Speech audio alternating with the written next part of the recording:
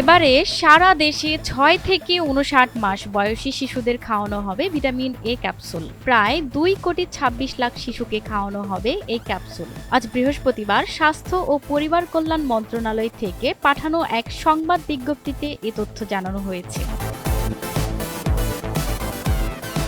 বিজ্ঞপ্তিতে বলা হয়, দেশের সব শিশুর সুস্বাস্থ্য নিশ্চিতকরণের লক্ষ্যে ১৫ March vitamin A capsule campaign অনুষ্ঠিত হবে।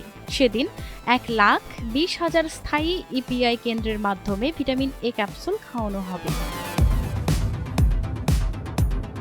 যাদের ঘরে ৬ মাস থেকে ৫ বছর বয়সী শিশু আছে, সেসব শিশুদের ইপিআই টিকাদান কেন্দ্র, কমিউনিটি ক্লিনিক ও অন্যান্য স্বাস্থ্য সেবা কেন্দ্রে নিয়ে ভিটামিন এ ক্যাপসুল খাওয়াতে আহ্বান জানিয়েছে মন্ত্রণালয়। ভিটামিন এ শুধু অন্ধত্ব প্রতিরোধ করে না, পাশাপাশি ৫ বছরের কম বয়সী শিশুদের মৃত্যুর হারও প্রায় ১/৪ কমিয়ে আনে। এই ঈদে জামা জুতো অ্যাক্সেসরিজের ডিসকাউন্ট।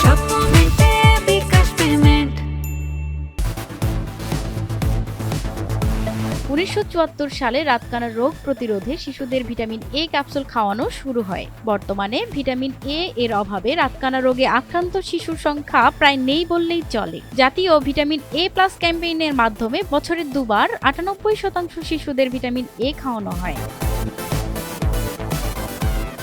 প্রতিমা সরকার, এনটিভি অনলাইন।